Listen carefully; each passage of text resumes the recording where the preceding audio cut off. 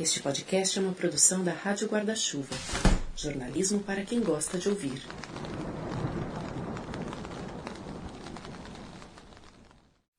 Essa abertura que você ouviu é a da Rádio Guarda-Chuva, um espaço de podcasts feito por jornalistas. Somos 4 deles na empreitada. Além de mim, o Tomás Chiaverini, criador da Rádio Escafandro, podcast que te leva a mergulhos profundos a cada 15 dias, sempre às quartas-feiras.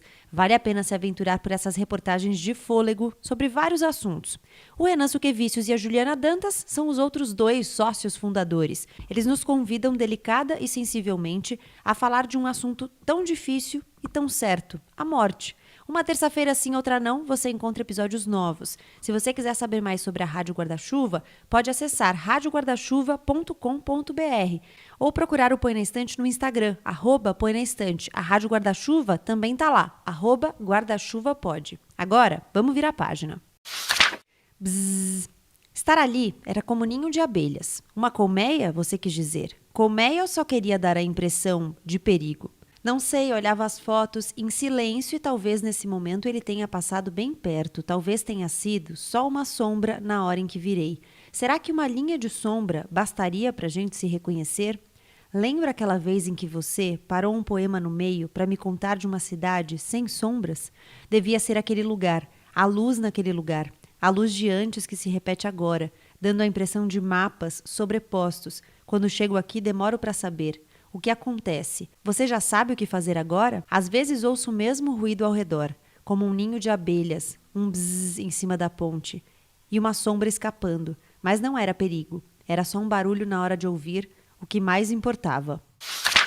Marília Garcia nos convida a um ato de resistência, desacelerar, parar diante de um mundo tão veloz, em que somos atropelados pelos acontecimentos. Tanto aqueles que giram rápido demais e têm potencial catastrófico, como as hélices, quanto aqueles mais discretos que nos consomem lentamente na rotina, como as turbinas, que camuflam as hélices.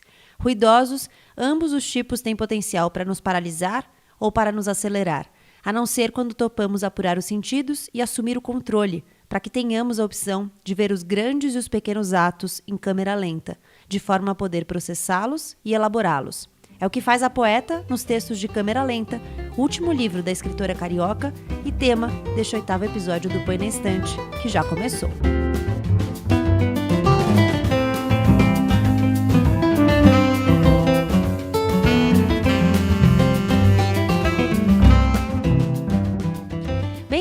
Bem-vindo à primeira temporada desse podcast. A cada 15 dias eu convido 2 pessoas a lerem o mesmo livro que eu e a gente se junta para trocar impressões sobre ele.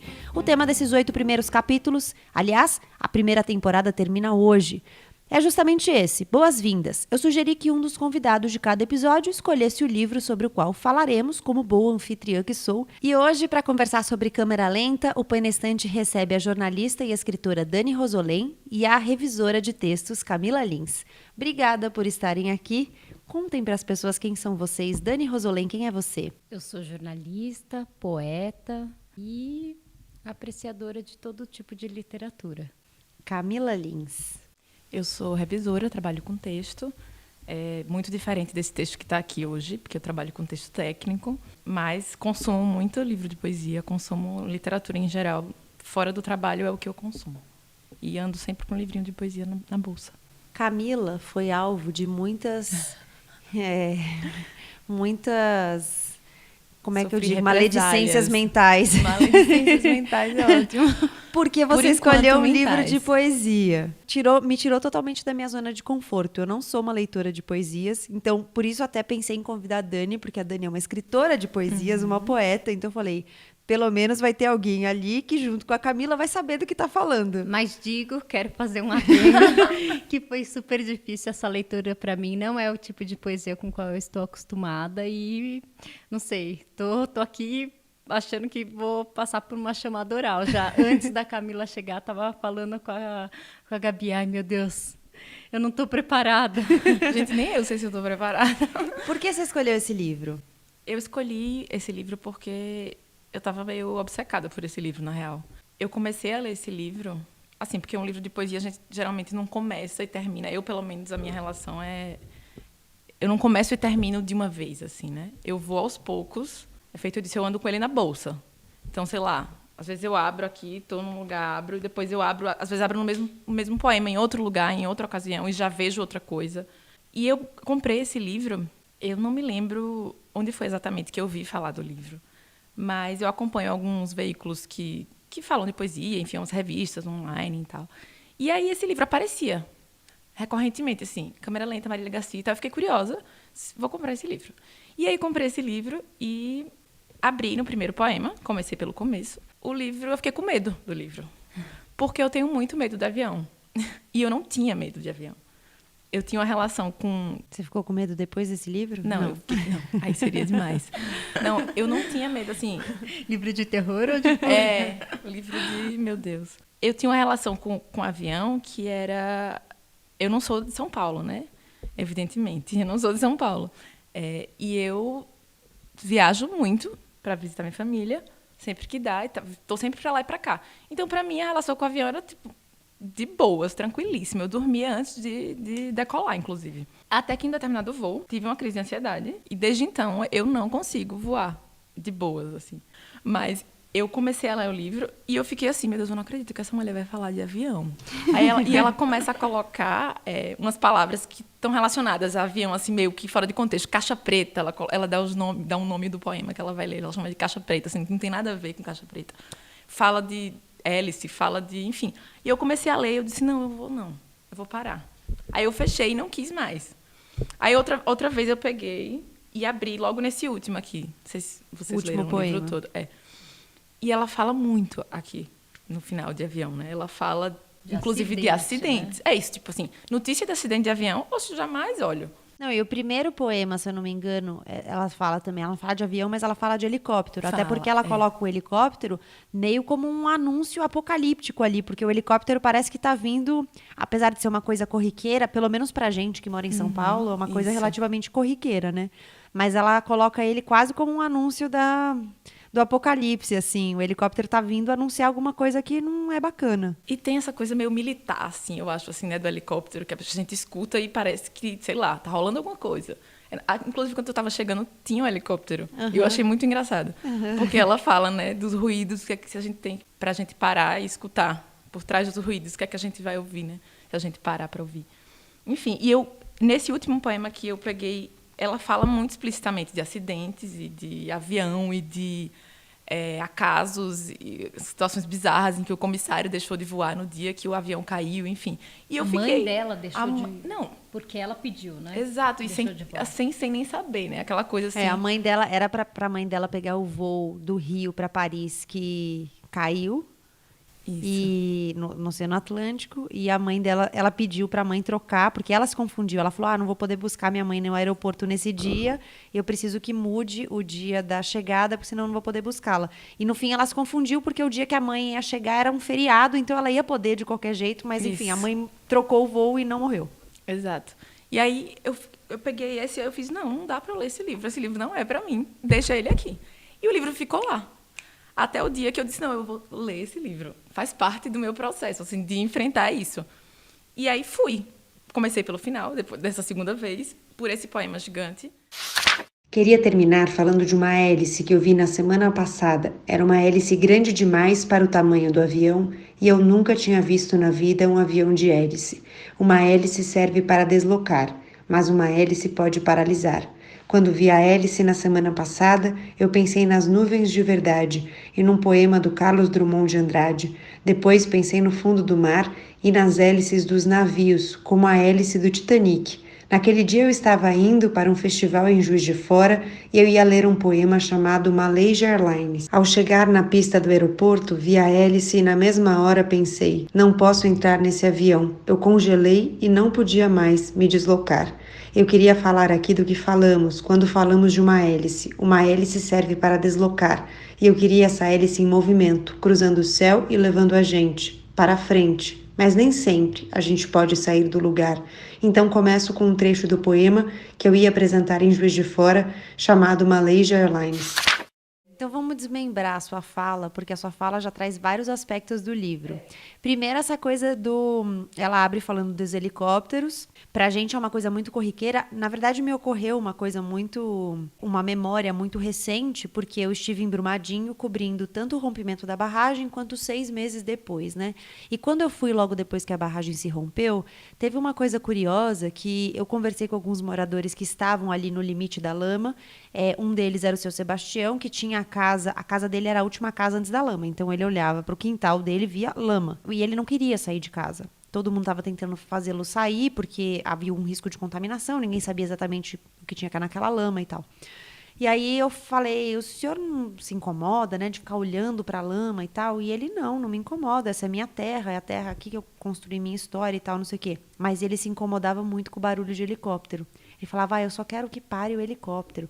E todo mundo, ao contrário dele, não queria que parasse o helicóptero, porque o barulho do helicóptero era sinônimo de que estavam buscando as pessoas que estavam desaparecidas. E aí, eu fiquei muito com essa associação do helicóptero. Então, hoje, quando eu penso no helicóptero, eu penso nessa história.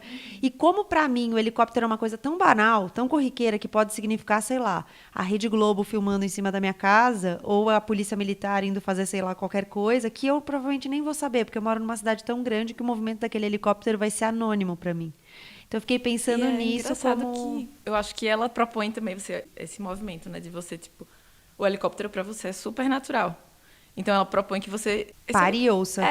Exato. Porque para você já nem é mais um sinal de alerta. Porque, geralmente, um helicóptero, sei lá, para mim, tem a ver com alerta. Sei lá, mesmo que seja a Globo filmando em cima da sua casa, a Globo tá ali por algum motivo, sabe? Tipo assim, seja o trânsito, seja o acidente que aconteceu. Não, e ela fala que tem uma mensagem ali. Ela fala assim, você até falou a frase, né? Que ela fala, se a gente prestar atenção e fizer silêncio, talvez tenha uma mensagem no ar. Isso. O que há de trás do barulho, né?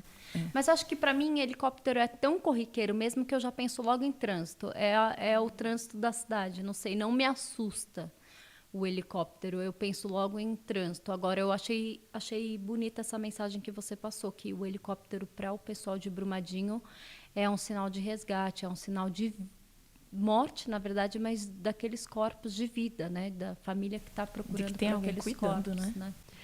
Para o seu Sebastião, que não tinha perdido ninguém ali da família dele, era um sinal de incômodo completo, mas para as outras pessoas era um sinal de esperança ainda, né? Agora, eu comecei falando que ela propõe uma desaceleração, né?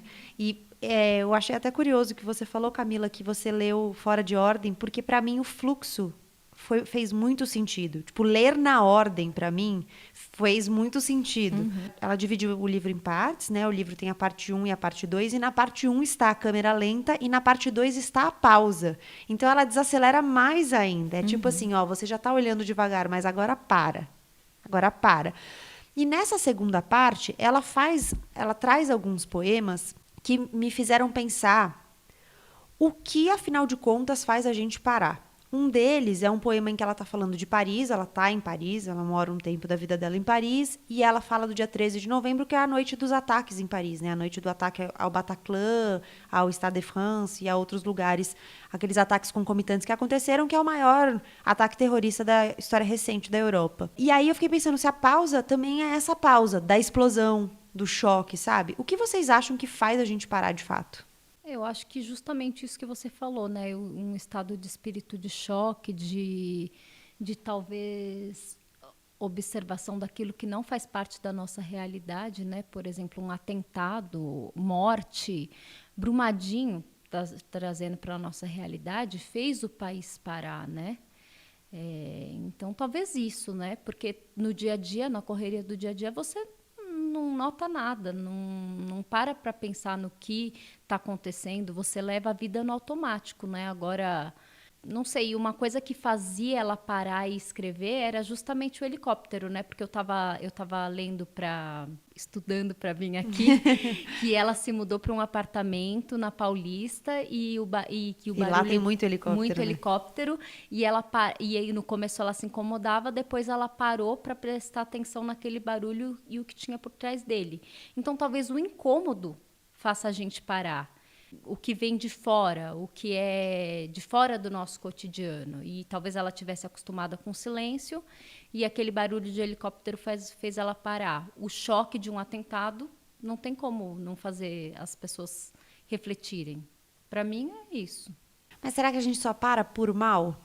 É só quando incomoda que a gente para? Eu acho que ela tenta fazer muito esse contraponto. Ela fala da catástrofe, que é o que para, né? Assim, inevitavelmente para, assim, no sentido literal mesmo, porque, sei lá, é como a morte para tudo, né? Tipo, Silêncio até, né? exato. E ela fala da catástrofe e ela fala dessas coisas que são muito banais também, que são muito cotidianas. Ela tenta olhar para essas coisas, tipo o helicóptero, e ver ali, tipo, e tentar parar diante também do que é corriqueiro, não só do que é extraordinário, sei lá.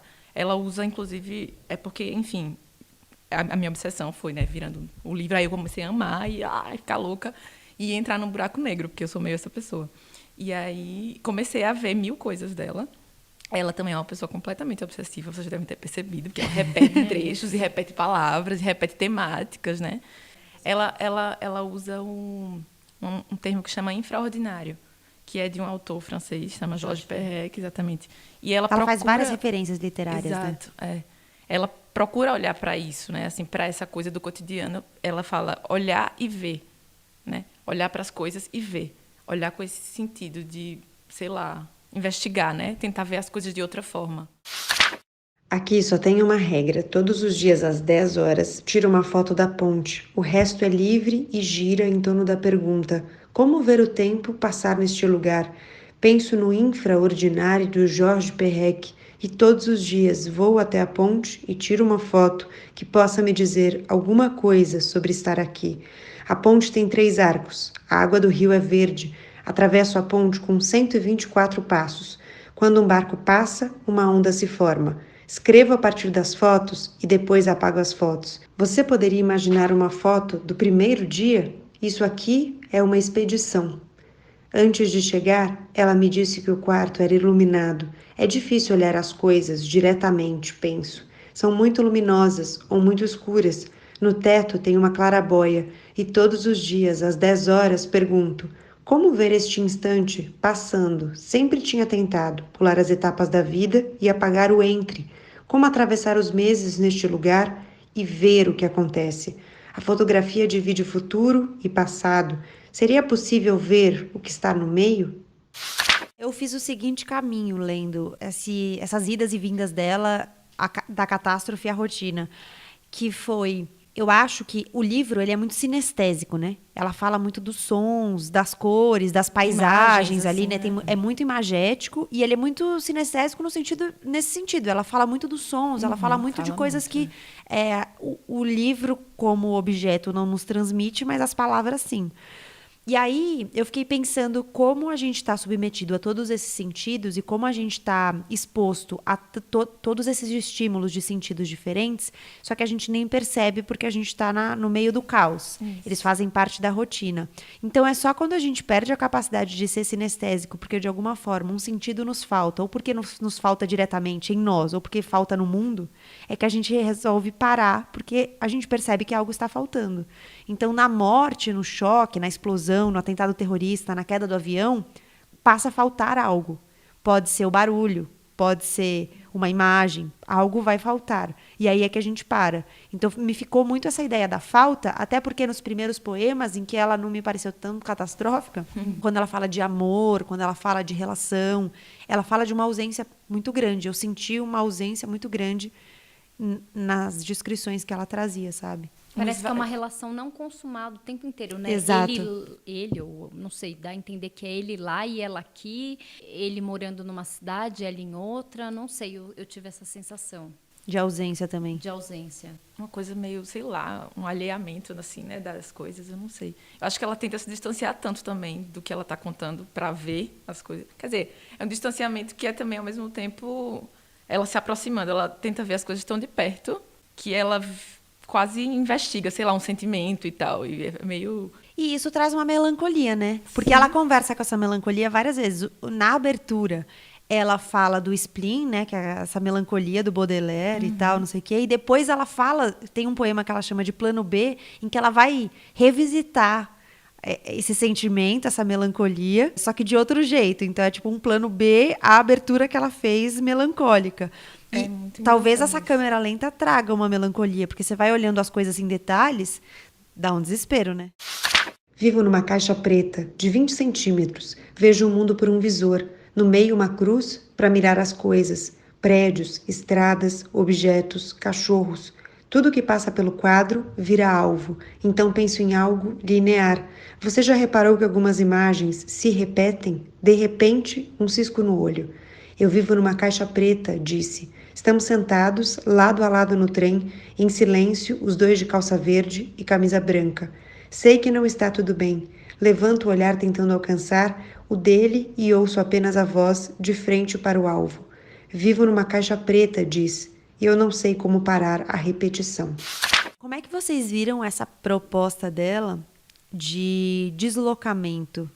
Porque ela fala muito do deslocamento, de a gente se deslocar ou se paralisar, né? Ao mesmo tempo que ela fala de parar, ela está propondo um deslocamento e talvez seja um deslocamento do nosso lugar habitual, que é o lugar de se mexer. Então, parar também pode ser um deslocamento, entende? Eu acho que para muita gente é um desafio desacelerar, por exemplo, sabe? Tipo assim, você conseguir ver... Você estava falando, a gente às vezes olhar as coisas em câmera lenta é meio angustiante, sei lá, é meio tipo... parece que as coisas não vão acontecer, né? Para algumas pessoas pode ser meio desesperador parar, olhar as coisas, ver de fato, sei lá. Mas você perguntou do deslocamento, porque ela fala muito desse deslocamento. Fala, né? Inclusive na linguagem, né? Assim, tipo, ela fala de pegar, eu acho isso muito legal. Ela pegar, ela fala, será que é possível a gente ver alguma coisa que a gente não está vendo? Se eu pegar, sei lá, a frieza do texto jornalístico e jogar para um poema, né? Tipo, o que é que vai acontecer? O que é que eu vou ver ali que eu não estava vendo quando eu li aquilo como uma notícia? Antes de vir para cá, eu estava lendo um pedacinho e ela fala que um morador narrou que os corpos caíram na explosão, alguma coisa assim. E só disso tá aqui, num livro de poesia, eu acho que já é uma outra imagem, assim. Tipo, só de você deslocar essa imagem dos corpos caindo. Sei lá, só dela trazer esse fato, você... Não sei, é uma imagem que ela cria que é muito forte. Que talvez na notícia, talvez no site do G1, talvez não tivesse assim, embora tenha acontecido. E talvez a gente não tivesse olhado com esse olhar que a gente está olhando aqui, inverso, num livro de poesia, que é dito de poesia, enfim. Por ela deslocar os fatos para esse lugar da poesia, ela faz a gente ver de outra forma, sabe? Até porque ela abre, eu acho, uma porta de possibilidade de ficção, né? Uhum. Então, ameniza talvez um pouco a imagem, porque pode ser mentira. Pode totalmente ser mentira. Ainda que ela te diga que é baseada numa notícia? Uhum. Sim. A notícia que a gente tem que o fato é o avião, né, que caiu. É como o poema da Carol, que ela disse que fez uma oficina em Salvador e ela propõe que as pessoas façam um poema Que a Carol morreu num no acidente, isso. a partir da mesma notícia que ela fez. Sim. E Uma das pessoas que está participando, um cara que está Isso. participando, Que é a prima dele, né? ele Exato. faz sobre a prima dele que morreu num acidente de faz. carro. É. E aí ele Ele desloca mistura para as coisas e algumas coisas a gente sabe que não fazem parte do acidente da Carol, porque ele fala, sei lá, 77 tailandeses, não sei quantos russos, nananana, e Carol, né? Tipo assim, a gente consegue separar porque a gente sabe que ela sofreu um acidente de carro, mas ele cria um poema baseado numa notícia de avião e a gente consegue ler aquilo e entender o que aconteceu com a Carol, sabe? Isso é muito curioso. Eu acho genial. Achei genial, inclusive, o poema dele. Fico super emocionada quando leio. Eu também achei muito bom. Quando eu li, eu fiquei, meu Deus, com vontade de chorar, Carol. Porque você está esperando um acidente de carro e, de repente, ele faz a junção com essa parte do acidente de avião, que provavelmente é esse acidente da Malásia, né? Porque eu acho que foi justamente esse número de mortos e essas nacionalidades, né? É realmente de arrepiar. Eu fiquei bem emocionada quando eu li esse poema dele. E o que ele conseguiu fazer assim com isso, né? Tipo assim, ele pegou... sei lá, pegou um fato frio, sabe? Frio assim, no sentido de notícia, e transformou numa coisa completamente... E ele insere coisas assim, né? Tipo, você pode ligar para a tia Thelma, 3266-2233, que é essa coisa da poesia também, que eu acho muito curioso, que é uma coisa que não tem nada a ver, ele inclui, e a gente sabe o que é que ele está falando. A gente sabe que é alguém ligando para a mãe da Carol, provavelmente, que é a tia, sei lá, e que isso aqui é o telefone. Ninguém precisou dizer, sabe? O que é que está acontecendo, assim. Fiquei morrendo de vontade de discar esse número. Pra ver se dá na tia Thelma. Qual será o DDD? Quando enviei para uma revista o poema sobre o acidente da Malaysia Airlines, senti um desconforto, porque havia um desencontro entre o que era texto e a ideia que a gente tem do que é um poema. Durante a escrita, tinha tentado justaspor as cenas do acaso e engano, me fazendo algumas perguntas. Será que o avião tinha sido mesmo abatido por engano? Como lidar com o acaso? Como nessa história do comissário que decide voar num dia em que deveria folgar. Seria possível escrever sobre isso? Ao ver a hélice no avião que ia para Juiz de Fora, não podia deixar de pensar na explosão do avião da Malaysia Airlines e no acidente da Air France do qual minha mãe tinha escapado. 2 meses depois de fazer esse poema, dei uma oficina em Salvador e pedi como exercício um poema feito a partir do recorte das mesmas notícias tiradas do site do G1. O Saulo Moreira fez um poema, misturando essas notícias com a morte da Carol, prima dele, que tinha sofrido um acidente de carro na semana anterior. Para Carol. Carol caiu na Ucrânia, perto da fronteira com a Rússia. Carol ficou sozinha durante quase 17 horas, quase 24 horas, numa estrada próxima da casa da minha mãe. Minha mãe mora em Itapetinga. Eu morei em Itapetinga durante quase 77.770 horas. Quando eu saí de Itapetinga, aprendi a usar laranja. Minha avó descascava laranjas no quintal da casa da minha mãe. Minha mãe mora em Itapetinga. Minha mãe. Carol amava minha mãe. Carol voava normalmente, sem registros de problemas, até desaparecer do radar. Carol não morava em Itapetinga. Minha mãe mora em Itapetinga. Você não pode ligar para a tia Thelma? 3266-2233. Carol quebrou o pescoço. Ninguém ouviu o barulho dos ossos. Apenas posso dizer uma coisa. Infelizmente, não posso deixar de reconhecer que perdi muito tempo. Há fatos difíceis de analisar. 154 holandeses, 43 malaios, incluindo tripulantes, e 2 crianças. 27 australianos, 12 indonésios, incluindo uma criança. 9 britânicos, 4 belgas, 3 filipinos, 1 canadense e Carol. E Dani, pra você, essa história do deslocamento, você pensou sobre isso enquanto você lia? Eu acho que eu pensei mais em deslocamento no sentido do vai e vem que ela faz com a linguagem e com os temas. Assim, eu entendi mais deslocamento nesse sentido da proposta, porque ela retorna muito a algumas palavras e a alguns temas. Tem até aquele poema do acidente em que ela começa é uma love story, é sobre um acidente. Então, ela tá conversando antes de acontecer esse acidente e aí ela começa a retornar toda a fala que ela estava falando depois que o acidente acontece, porque é uma coisa que fica confusa, né? Depois que acontece o acidente, e ela retorna várias palavras também, então caixa preta aparece várias vezes. Então, para mim, o deslocamento é isso, é esse vai e vem de palavras, esse vai e vem de assuntos. E eu acho que tem essa forma também, porque ela está falando, me parece que ela está fazendo uma experimentação mesmo de forma, né, na poesia. Os primeiros poemas, por exemplo, eles me pareceram muito sonoros, então tem uma repetição de letras, de uma coisa quase para ser lida mesmo em voz alta, né? Tem um verso em que ela fala a curva, a chuva, o carvão. Ela vai descrever e ela consegue descrições brilhantes pelos versos, mas tem uma sonoridade junto, não é simplesmente um monte de palavras jogadas, tem uma escolha de palavras. E depois parece que vai ficando com uma outra linguagem, uma coisa até mais dura. E ela mesma fala, né, que ela começou fazendo esses poemas para serem lidos em voz alta, né? E às vezes eu tenho a sensação que eu falei, eu acho que eu não fui acostumada com esse tipo de poesia, porque eu tenho muito apego à poesia que rima, não totalmente, né, rimada, não um rap, não uma coisa assim, mas às vezes eu tinha a sensação de que eu estava lendo um relato ou que eu estava lendo um diário, mas mais especificamente, sabe quando você chega em casa, hoje em dia talvez as pessoas não tenham tanto esse hábito, mas põe para ouvir o que as pessoas deixaram na gravadora, não é? Na secretária eletrônica. E às vezes eu tinha a sensação de que se eu tivesse comprado uma fita cassete ou um CD dela lendo essas poesias, sabe? Era muito isso que parecia que eu estava escutando, eu nem sei como é a voz dela, mas era essa sensação que eu tinha, sabe? Que eu tinha colocado para tocar as poesias dela. E não sei, e talvez fosse uma proposta de ouvir ela lendo essas poesias. Porque em muitas oficinas e congressos até ela falava que lia essas poesias. E eu fiquei imaginando isso, que eu tinha colocado uma gravação para tocar.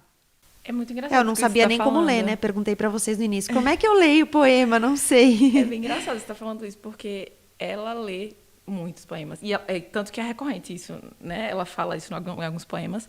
E você vai ver que ela tipo, acrescenta camadas, né? Porque ela diz, li esse poema... Tipo assim, o tempo não faz sentido. Ela faz, sei lá, li esse poema 2 semanas depois. Não, ela fala alguma coisa assim. 2 semanas depois que li esse poema, aí você faz, mas como... Tipo, não encaixa. Ela vai acrescentando camadas. Sim. E o primeiro livro dela chama 20 Poemas para Ouvir em Seu Walkman. Ela faz para ser lido. Eu não sei se vocês tiveram a curiosidade, você já disse que não ouviu ela falando, de procurar. Tem muitos vídeos no YouTube dela lendo os poemas. E sempre tem uma diferença. É isso, ela vai acrescentando, vai colocando coisas, vai, enfim. E ela casa com imagens também. Uhum. Isso ela li descreve sobre que ela também. projeta imagens, né, e lê, né? Eu Isso. fiquei imaginando que isso deve ser muito bonito, né? Ainda mais para quem... Eu não saberia ler um poema dela. Acho que a gente poderia fazer esse exercício de ler um trechinho. Não sei, ficaria bonito para soltar depois. Pode ler. Pode escolher um.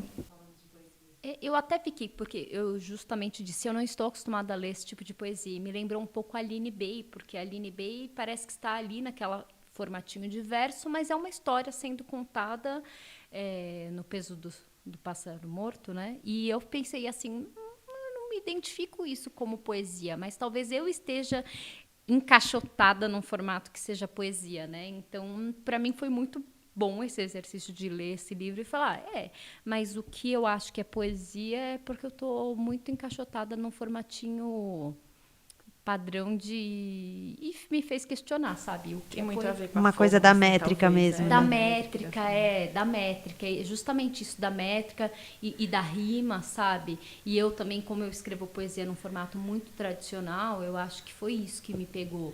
E daí depois também, terminando o livro e tendo esse baque da mensagem que foi passada, acho que eu falei, não, isso é muito poesia. A Aline Bay realmente tem uma prosa poética bem interessante. Aliás, ela esteve aqui no episódio passado, então se você não ouviu, te convido a ouvir o episódio 7 do Põe na Estante, é com ela. Ela é uma das convidadas para falar sobre um livro da Maya Angelou, Mamãe, Eu e Mamãe.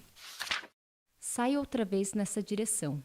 É escuro, de madrugada, e estão em alta velocidade no meio dos faróis. Bem-vindo a este mapa, embora ele não traga um acesso a algo real.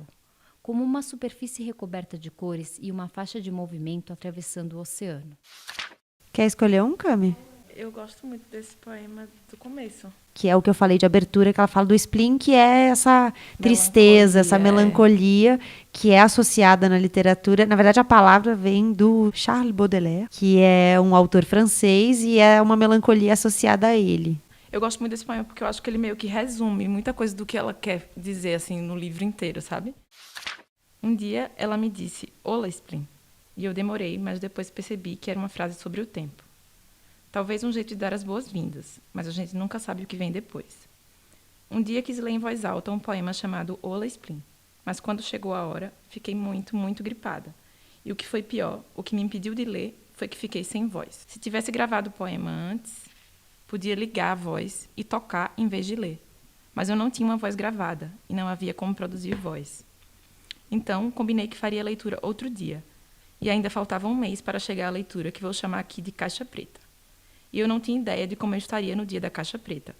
E pensei que se este mês seguisse o ritmo acelerado e catastrófico deste e do último ano, tanta coisa já teria acontecido hoje que me dava medo de imaginar. Assim, esta voz que fala aqui é a voz de uma Marília de um mês atrás. É a minha voz falando a partir do passado. É a minha voz, mas sem controle. Há um mês, eu não tinha como prever nada. E fiquei me perguntando, como fazer para essas palavras escritas há um mês dizerem algo sobre estar aqui agora? E eu não soube responder. Então, fiquei me perguntando se hoje estaria chovendo ou fazendo sol, se faria frio ou não e se haveria poeira no ar. Eu sempre me surpreendo com a poeira que turva a vista. De repente, no meio do dia, uma poeira que se ergue, uma nuvem de poeira. Pode ser a poeira vinda das coisas quebradas todos os dias na vida das pessoas. E eu fiquei pensando se estaria muito seco nesse dia ou não, e pensei que talvez a gente pudesse fazer silêncio e deixar a escuta aberta para ouvir.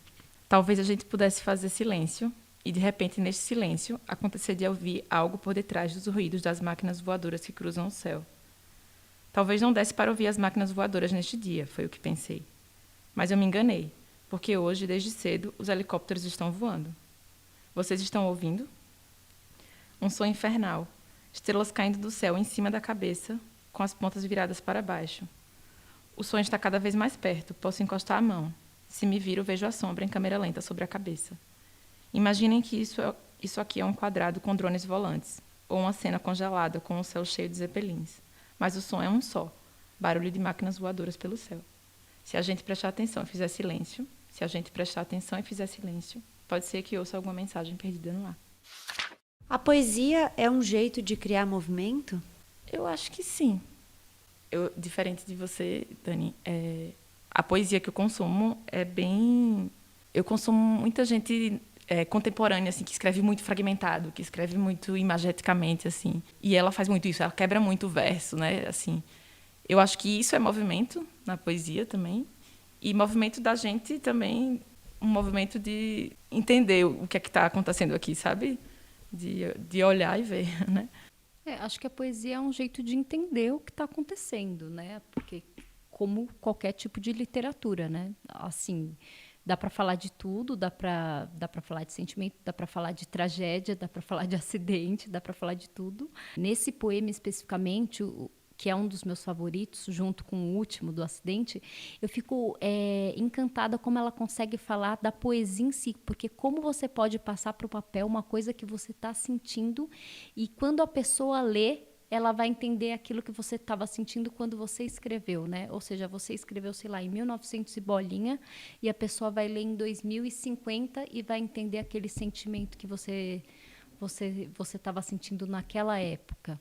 Que ela até fala se era um dia de chuva, e quando a pessoa lê, será que será um dia de chuva? Como que será que vai estar o dia? Assim, não sei. Ela podia ter gravado o poema, né, para sentir do mesmo jeito que ela estava sentindo na hora, mas ela não tinha voz. Eu achei isso de uma profundeza, né? É a sensação da poesia, é o que é poesia para mim, esse poema. E tem um trecho que ela coloca aqui no final, que é de outra autora, na verdade. A autora chama Silvina Rodrigues Lopes. E, para mim, acho que, tipo, sei lá, definição de poesia, se for pensar, acho que passa muito por isso. Ela fala aquilo de que não se pode falar. Ela diz, o poemático é uma das manifestações disso, daquilo que não se pode falar. Como é que a gente fala do que a gente não consegue falar? Então, eu acho que a poesia, para mim, tem esse papel, assim, sabe? E, no caso, a poesia dela, uma coisa que ficou marcada para mim é que, falei dessa possibilidade de ser ficção, né, que ela traz para o campo da ficção, de repente, algo que é real, ou não necessariamente da ficção, mas da possibilidade de ficção, como ela faz com o acidente, mas ela trabalha muito com a ideia de realidade. Então, ela fala muito, por exemplo, vocês até falaram, né, que a Camila falou, ela é meio obsessiva, ela repete nas palavras, e ela traz essa ideia de que a vida é repetição.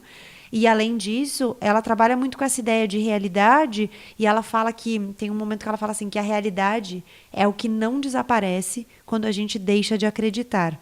E ficou essa marca muito forte para mim, porque eu acho que quando a gente escreve e quando a gente lê, a gente pode deixar de acreditar no que está por trás daquilo, mas nas palavras a gente não deixa de acreditar. Então, de alguma forma, a gente sempre tem algo para crer quando a gente está diante de um texto de alguém, né?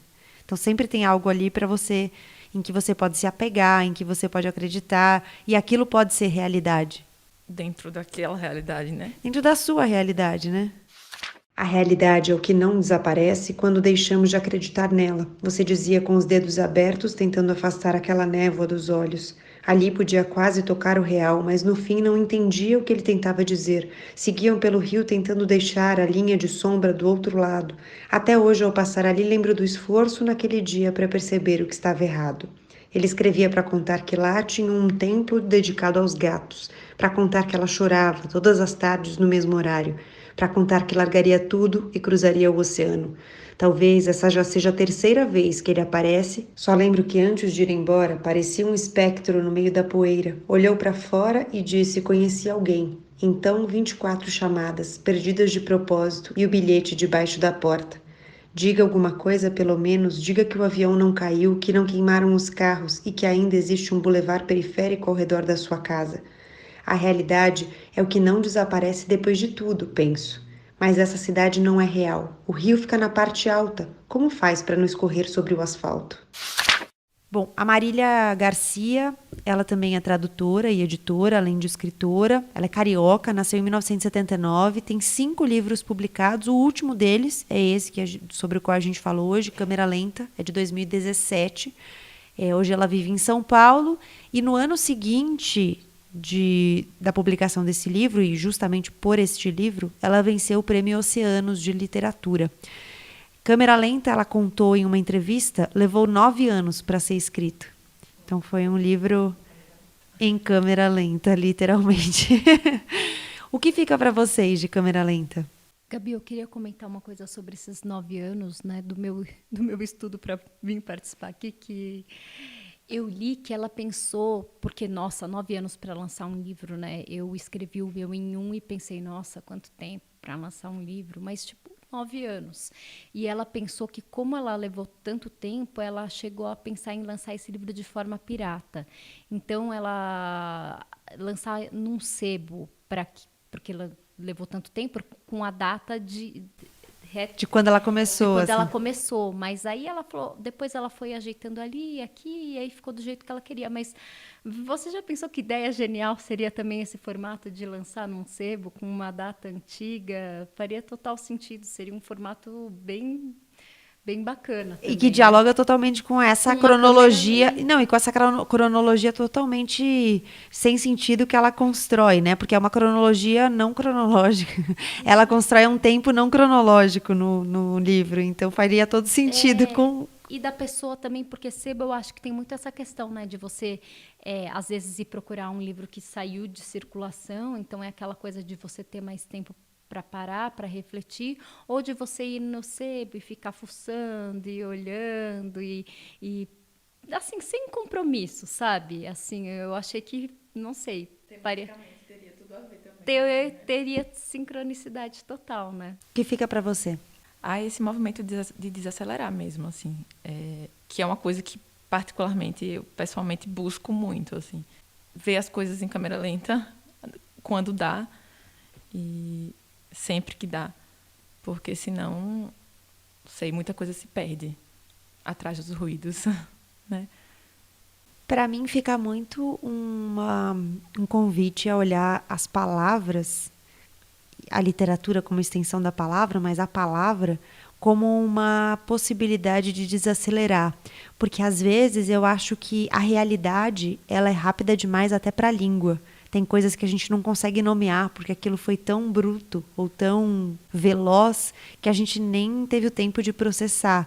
E eu acho que ouvir, ler, parar para ver uma palavra é um jeito de desacelerar, porque nos dá o tempo de entender significados e de processar significados, sabe? Então ficou uma coisa meio de quase um amor, assim, pelo conteúdo, mas também pela forma, sabe? Acho que quando ela discute, aproveita o livro para discutir meio que um laboratório de poesia ali, de como fazer, para mim fica muito essa ligação entre a desaceleração, o tempo, a câmera lenta e a palavra, sabe?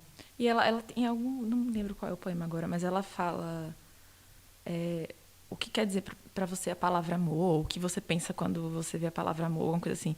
Que amor é uma palavra tão banalizada, assim, né? Tipo assim, a gente fala amor por tudo, amor por qualquer coisa, tipo, que às vezes passa batido. Se tá num poema, né? É uma coisa assim. E aí quando ela coloca isso no centro de alguma coisa, né? O que quer dizer a palavra amor para você? Você vai olhar para aquela palavra e vai pensar, o que é que tem? O que é que pode ser amor? E ela faz isso em certa medida com 1000 palavras aqui dentro, né? Com a própria palavra hélice, né? Porque eu também nunca parei para pensar na palavra hélice, sabe? Então é uma coisa que ela destrincha e disseca de uma maneira, né, que é total slow. Não é o slow food, slow fashion, é o slow word aqui. Né?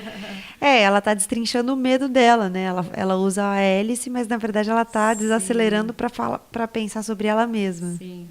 Câmera Lenta, da Marília Garcia, é um livro da Companhia das Letras e tem 96 páginas. Camila Lins, Dani Rosolém, obrigada por estarem aqui. Essa hora que vocês vendem os peixes de vocês querem contar para as pessoas onde elas te encontram? Se elas quiserem falar com vocês, como elas falam?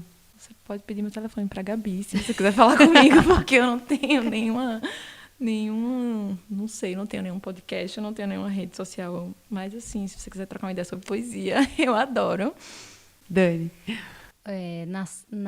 No Instagram eu tô como Dani Rosolém 9, para encontrar meu livro Incabível. No site da editora Patuá, é um livro de poesia sobre transtornos alimentares.